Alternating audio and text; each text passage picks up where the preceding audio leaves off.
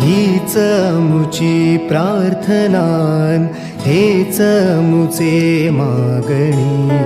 हीच मुची प्रार्थनान, हेच मुचे मागणी. माणसाने माणसाशी माणसासम वागणे.